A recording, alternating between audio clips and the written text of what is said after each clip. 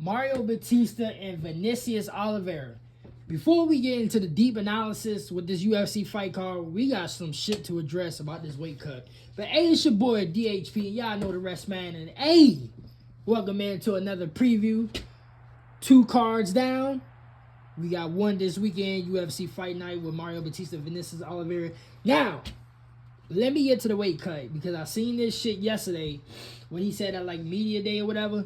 So Vinicius Oliveria said that he had like, now obviously I seen the weigh-ins this morning and shit like that, so everybody made weight.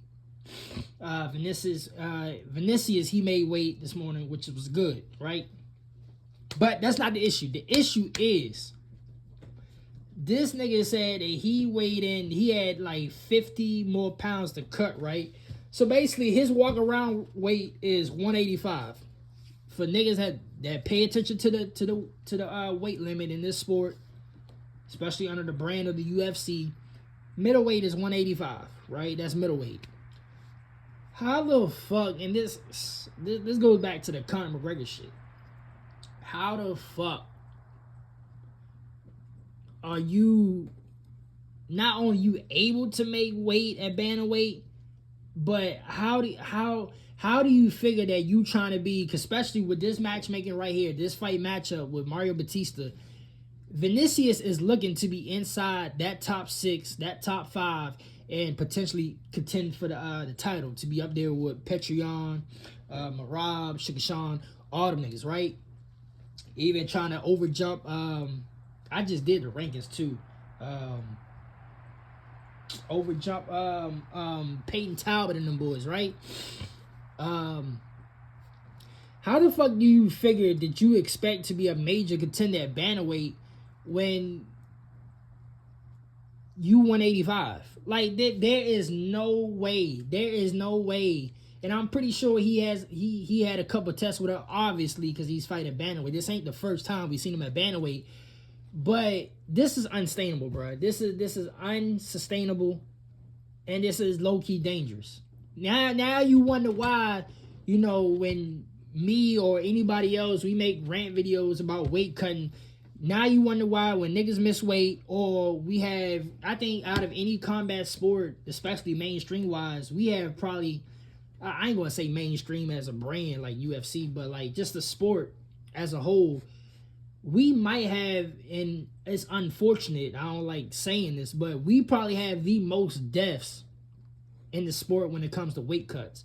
You wonder why? Because MMA as a whole don't know how to regulate this shit when it comes to mandatory weight classes. And by mandatory weight classes, I mean by actually fighting at your natural weight class. You know, Dana, Hunter Campbell, McMahon, all them niggas, every now and then, you know, especially depending on who you are, they gonna force that shit. Like, you know, with Brian Battle, them niggas was quick to tell Brian Battle, look, you gotta get your ass up to middleweight. Cam Zat, you know, Dana White and them, they gave Cam Zat a couple warnings. They really didn't force it too much, but they just suggested as like a little warning advice, you know. But this is why, because how the fuck can a nigga walk around at 185 for all this, in my personal opinion? And Vinicius Oliveira, we're gonna get to it in a minute, but Vinicius Oliveira he's decent. You know, he's not, to me, he's not a championship level type fighter, but he is pretty good competition for professional mixed martial arts, and especially for UFC level. He is good competition. But with that saying, he's compromising his body so much just to be somewhat of a weight bully, and that shit not gonna work out, bro. Like, you talk about niggas that's like, if let's say hypothetically, he faces somebody like Marab. Like, Marab is gonna fucking destroy this nigga. You know what I mean? Marab, even Sugar Sean, like, if he trying to be like the taller, bigger fighter, he might be like stronger than Sugar Sean, but Sugar Sean within like height and range and reach, you know, Sugar Sean is right up a nigga like Corey Sandhagen. And I'm pretty sure all these niggas like at bantamweight is not true bantamweights. because we seen a list last year. I think only Kobe Covington, Yair Prohaska, and somebody else is fighting at their natural weight class. From the shit I've seen. But stylistically wise, when you get, there's no way Vinicius Oliveira is gonna beat somebody like Marab trying to be a fucking weight bully. You know what I'm saying? So it's kind of like, I'm looking at this shit like, bruh, like, to maximize, and we saw Conor McGregor was able to do it, but he couldn't do it. As y'all see, I say this over and over. This nigga Conor went up to lightweight, right? He went up to lightweight, and that nigga say he's not ever coming back to featherweight. And we all seen the weight cut photos of him at featherweight. He looked like a fucking skeleton, dehydrated, just done for. It's shocking to see how dominant and how fucking entertaining he was at featherweight. Because Conor, I mean, it's debatable. Welterweight, I don't feel like welterweight is his strongest. I feel like lightweight is pretty much his, you know, his like happy medium. But going back to Vinicius Oliveira, he's compromising his body. There's no way he can say, like, he becomes champ, right? He's probably gonna be on some Ilya Topuria timing where, and Topuria even said it himself, like he knew that 145. Yeah, he said I can have a couple two more fights at featherweight, but my body long term cannot sustain this. It cannot handle this. So he went up to lightweight. Obviously, and then he might go up to welterweight because he wants this Islam fade real bad, right? But let's just say Vinicius Oliveira beat all these niggas and he become bantamweight champ. How the fuck is he gonna be contested? And y'all know how it is with championship weight. You have to be right on the fucking dot for championship weight. 135, 145, 155. There's no, you know, any other fight you can be like 154. We seen a lot of niggas weigh in 154. Middleweight 185. Niggas could be 184, 183. You know, championship, when it comes to championship weight, ask my boy Charlie Olives. He got stripped because he was a half a pound over 155. You have to be on championship weight. Either that or a little, or at least below it. So how the fuck, and back to the topic at hand with, let's just say he becomes champion, how the fuck is he gonna make championship weight consistently? It's impossible. The nigga weighs 185. And I know this is supposed to be a preview show, but I had to get this off my chest. I had to get it off my chest because I made videos about this during Macy Barber's time, when Macy Barber had that seizure. Who else? Somebody else missed weight too.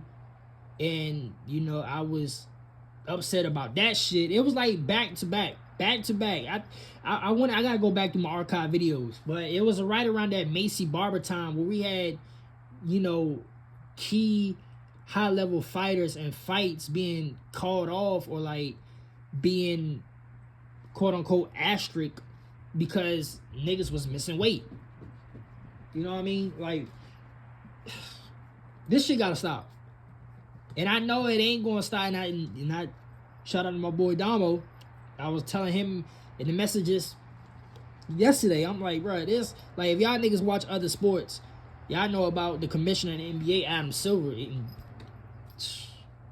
I have a bad opinion on Adam Silver because he just soft to me. It feels like right now in the UFC, there's a whole bunch of Adam Silvers running around because nobody is enforcing this shit. And shit like this is going to continue to happen now to the masses or the people who ever listen to the video or whatever.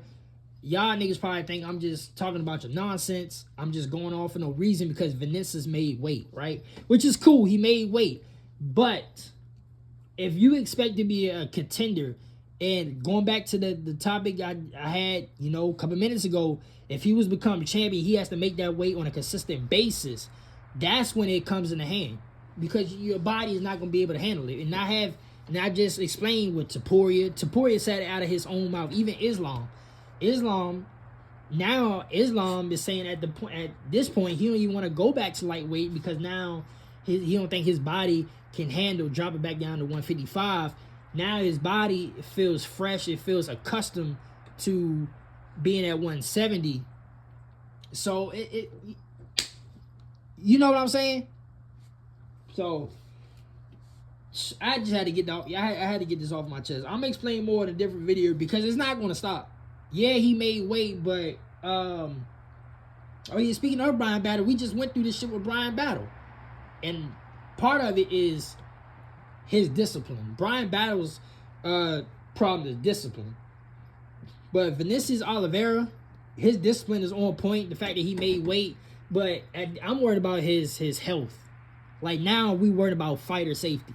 This nigga cannot make the weight because I'm telling you, at 185, you cutting down.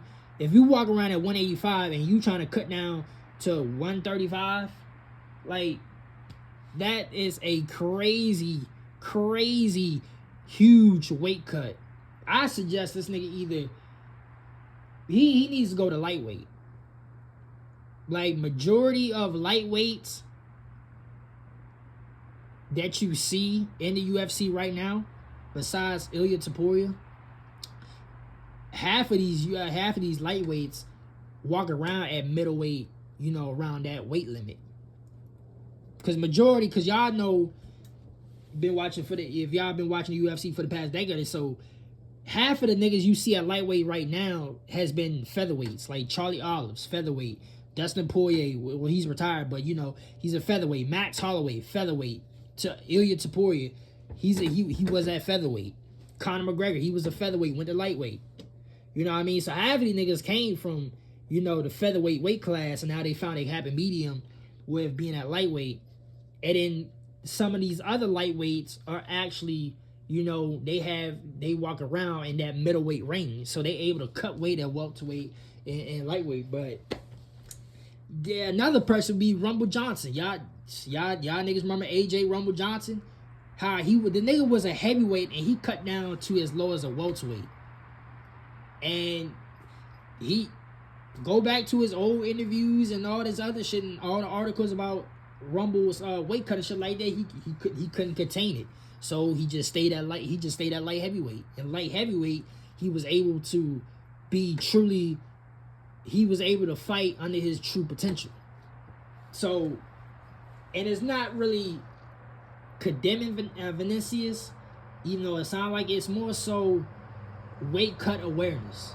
And for a nigga not to fight at his true potential, because I'm gonna be honest, I have Vinicius, I'm gonna just straight up say it, Vinicius is losing against Mario Bautista. Mario Bautista is too damn good, and I feel like he's gonna be the fresher fighter. Now we're gonna get into the deep analysis in it within a minute, but Vinicius, for me, in my personal opinion, as just a small podcaster, he needs to fight at lightweight. If you don't want to fight at lightweight, go to featherweight. Even though you probably get crushed at featherweight too, because there's a lot of fucking killers. But lightweight would definitely be the move. But enough with that. Mario Bautista. So we got Mario Bautista, Vinicius Oliveira, Amir Balzi, Koji Horiguchi, John Almeida, Rivan Kniev, Michael O, and Mark Andre Barriot, Gene Masamoto, and Farad Bazat, and Dustin Jacoby, and Julius Walker. This is a stat card. For a fight night, this is a stat card. Mario Bautista, Vinicius Oliveira. Like I said, I got Mario winning. He's too good of a striker. Vinicius, he can strike on the inside and outside, but Mario, like, overall, just so technically, he just so technical sound. Like, it's gonna, Vinicius, to me, my personal opinion, and Mario gained my respect like his last couple fights, because I thought Mario was kind of like, I kind of felt the way about that Jose Aldo fight, but I'm like, you know what? Let me just give him the benefit of the doubt. Let me just keep watching, you know, without saying, oh, you know what I mean? So, but the more I watch Mario fight, I'm like, this nigga Mario is actually better than what you think on a technical scale. and he has the hand speed to go along with his technical ability. Vinicius, he's gonna have to get this fight to the ground. Ain't no other way to put it, because I think it will be, depending on, you know, who lands they power shot first, it could be a nice dog fight within, if they stay in the pocket and trade. But Mario, he's better than what you think. I think Mario's problem is the grappling department. Like, he's one of those niggas where he'll beat anybody else, but if anybody is well more rounded than him as far as like the grappling department, that's where he's gonna lose. So Vinicius, he's definitely gonna have to get this fight to the ground, because that's the only way he can beat Mario. I would not be surprised. Low key, I would be surprised if this go to a decision, a little bit, but I expect to finish. I'm gonna say Mario gets it done 4th round TKO. We gonna see how Vinicius, and when that's another thing too, because Mario, to me, and I gotta see what his walk around weight is, but I feel like Vinicius, with a nigga like Mario Bautista, his chin definitely gonna get tested. So is your chin gonna be fresh enough? Not that Vinicius' chin is weak, but is Vinicius' chin going to be healthy enough and fresh enough for him to take some power shots like that with his body drained? You know what I mean? So you got to take that in consideration too. If this was anybody else, honestly, if this was anybody else on the back half of the top 15, I wouldn't be going as hard with this. But now Vinicius, he's fighting some good competition here in Mario Bautista. And for him to do this shit, I don't see him lasting long with these type of niggas, like a Mario Bautista, a Sugar Sean O'Malley, Corey Sandhagen, Marab, Petrian, even Umar Nurmagomedov to a degree. Like, I just don't see him hanging with these type of niggas. So I mean, we gonna find out. We gonna find out. I could be talking about a whole bunch of nothing, and you know, he, just like Justin Gaethje did 2 weeks ago, he could shut me up and prove me wrong. But I'm low key mad, not at him, but it's the big picture. It's the big picture I'm mad at, because nobody's regulating this shit, and he's potentially going to lose because he's trying to be a weight bully and he's not letting his body, you know, fully recover from all this weight cut trauma. Because as y'all know as well as I know, there's a different type of trauma that goes through your nervous, your body shock systems and your nerves damage systems, all that, when you're cutting weight. So your body is reacting a certain way with certain weight cuts because, you know, there's deficiencies in parts of your body where when you doing hard weight cuts like this, it's hurting your body. You know, they always say the cliche saying is like, if you want to cut weight in a not in a natural way, but cut some pounds off. Cut healthy pounds off. That's what it is. You gotta cut healthy pounds off. You can't just, you know, say like you try to cut down like 80 pounds. You can't just try to cut down like 70, 65 pounds all at once. You know what I mean? You gotta do it in portions. And then when you do it in portions in a good time span, you want to get down the 80 pounds that you want to shed, but you're doing it in a healthy way, where it's not putting your body in shock and harming your body. So, for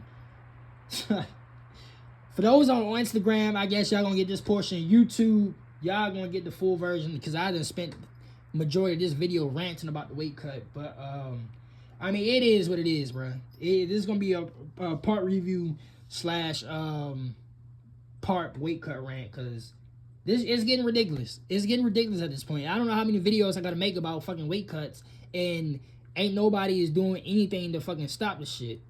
Because I guarantee you, once he it ain't gonna be that much of a big deal right now until he miss weight. And when he miss weight, y'all come back to this video. I'm trying to tell y'all niggas now. But anyway, the co-main event, Amir Ballsy, Coach Horiguchi. This, my personal opinion, sleeper fight of the night. Sleeper fight of the night. As y'all know, flyweight is my favorite weight class in the division. Horiguchi, UFC brought him, Dana White, Hunter Campbell, all these niggas, they brought him back for a reason. They brought him back. Now, Amir Ballsy is good competition, but Horiguchi is, I'm not gonna lie to you, don't be surprised. Do not be surprised. Cause Horiguchi, now let's not forget, the OG fans, let's not forget, during his first run of the UFC, the only nigga that was able to beat Horiguchi was DJ. Anybody else, Horiguchi beat him.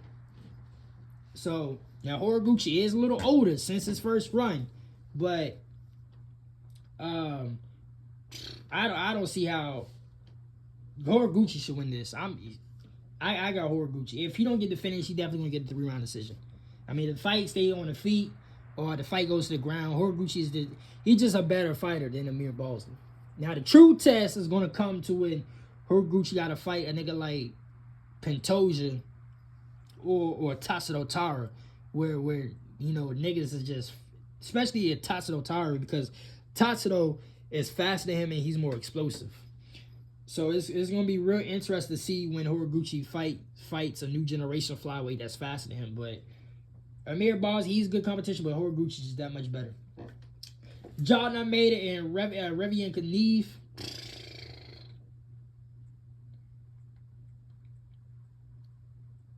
This low-key is a trap fight for Jordan Almeida because Kniev, not only can he strike,